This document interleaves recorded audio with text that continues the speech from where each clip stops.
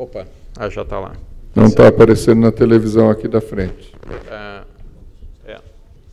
O vídeo não está aparecendo aqui na televisão, mas agora já está. Agora sim. Bom, esse é um paciente que foi referido pelo Dr. Thomas Bauer, que é o novo chefe na Clínica Mayo, um cirurgião de tradição bastante aberta e tecnicamente muito bom. É um paciente também de alto risco, com uma hérnia incisional grande, com um aneurisma justa renal após um enxerto aberto com uma prótese tubular. A parte inicial do vídeo, como vocês viram, mostra a tomografia com cortes axiais e 3 dimensões. É importante, como eu ressaltei, realizar um estudo minucioso da aorta utilizando linha central de fluxo, que pode ser feito com vários softwares, incluindo o Osiris, que vocês têm aqui no Brasil, ou o TerraRecon, que é o que a gente mais usa, o M2S. É feito, então, o alinhamento da aorta em tubular, é localizada a origem de cada um dos vasos, o que permite o cálculo das medidas de distância. E utilizando todas essas medidas minuciosas de distância e localização dos vasos, é feito um plano operatório que, neste caso, então, incluiu um escalo para a artéria mesentérica superior e pelo menos 2 fenestrações. Foi utilizado uma endoprótese TX2, a endoprótese é liberada, é feita a marcação de cada uma das fenestrações que se antecipa. Idealmente, as fenestrações não devem ser localizadas nos struts do stent e, ao invés, devem ser localizadas entre os stents, como é feito aqui. Isso frequentemente necessita o movimento do plano de forma cranial ou distal. Após se criar a fenestração, utilizando um cautério oftalmológico, é então feito o reforço minucioso da fenestração.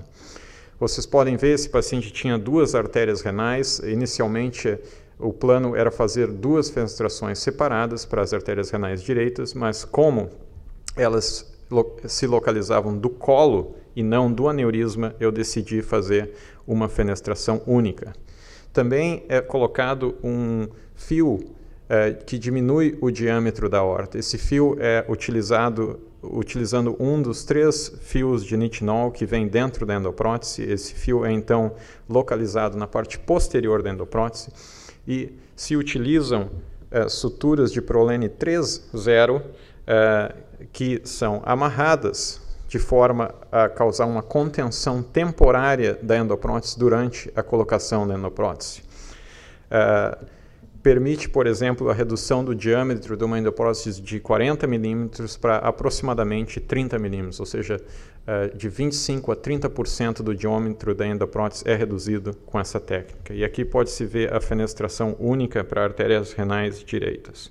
É então feita a recolocação da endoprótese dentro da bainha, utilizando já a técnica que era utilizada pelo Dr. Anderson e também foi inicialmente utilizada pelo Dr. Schutter. Daqui para frente, o procedimento é praticamente idêntico ao que é feito com a endoprótese fornecida pela companhia, pelo menos da forma que eu faço o procedimento. É feito um acesso unilateral femoral para a colocação dos ramos e um acesso contralateral para a colocação do corpo principal da endoprótese. Vocês podem ver que, utilizando essa técnica, são selecionadas ambas as artérias renais com catéter.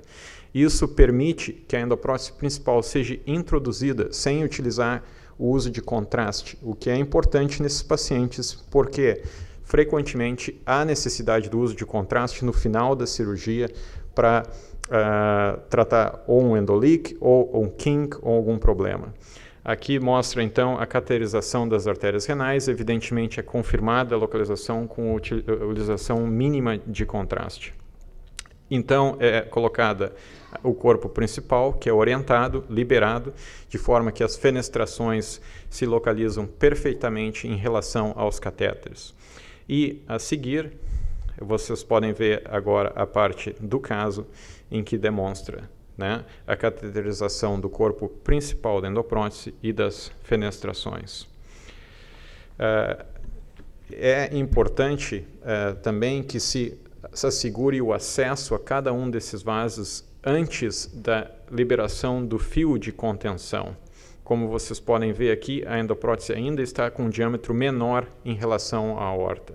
mas já nesse momento, após a cateterização de ambas as artérias renais, é feita então a liberação total do corpo principal.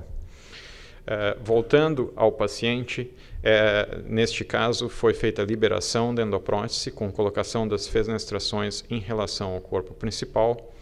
É perdido o acesso então em uma das artérias renais, refeito o acesso no corpo principal da endoprótese.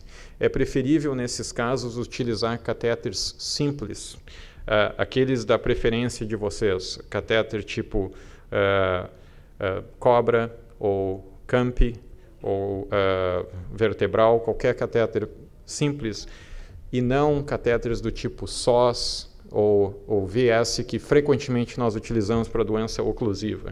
E o motivo disso é que é a dificuldade de formar esses catéteres dentro do corpo principal da endoprótese. Após a colocação de um fio guia do tipo rígido, que neste caso foi feito com um fio do tipo Rosen, mas frequentemente também com um fio do tipo Amplatzer, é avançada uma bainha de 7 French e confirmada a colocação da bainha dentro das artérias renais. No caso desse paciente, como vocês lembram, haviam 2 artérias renais à direita, ambas de diâmetro bem pequeno, de 3 e de 4 milímetros, e é feita então a cateterização de ambas as artérias renais. Neste caso, como o diâmetro das artérias renais à direita é de pequeno calibre, o stent que vai ser colocado vai ser um stent não revestido do tipo stent de coronária, um de 3 milímetros e um de 4 milímetros. Após a cateterização de todos os vasos, então, é feita a colocação de cada um dos stents. Primeiramente é avançado um stent do tipo Advanta, o que foi feito no lado esquerdo do paciente, como vocês vão ver a seguir, o balonamento desse stent e então a dilatação proximal do stent com um balão de 10 milímetros contra a fenestração, com um resultado final que tradicionalmente também envolve uma endoprótese bifurcada na parte distal. Voltando ao vídeo aqui, o balonamento do stent proximal à esquerda e o que a gente chama de flaring da parte proximal do stent com um balão de 10 milímetros. Nesse momento é importante que se remova o dilatador do corpo principal, ainda quando se tem acesso aos stents laterais, porque pode ocorrer o movimento do stent lateral após a dilatação dos stents dos ramos renais, como vocês vão ver a seguir. Está mostrando aqui a orientação da fluoroscopia em relação às artérias renais direita e o balonamento dos 2 stents coronarianos nas artérias renais direita com conformação angiográfica.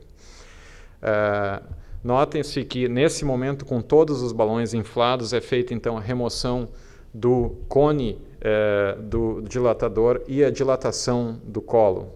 Pode ser feita também a dilatação acima e abaixo. Idealmente deve ser feita acima e abaixo. Os scallops tradicionalmente não precisam ser colocado um stent, mas se houver dúvida se o scallop está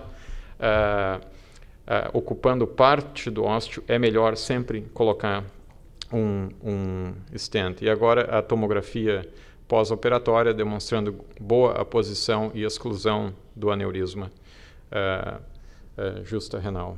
Esse paciente, o tempo operatório total em torno de 3 horas para um caso como esse hoje em dia, e realmente a maioria deles, dessa extensão justa renal, tende a evoluir muito bem, com tempo de hospitalização de entre 2 ou 3 dias, dependendo, é claro, se há elevação da creatinina sérica. Muito obrigado.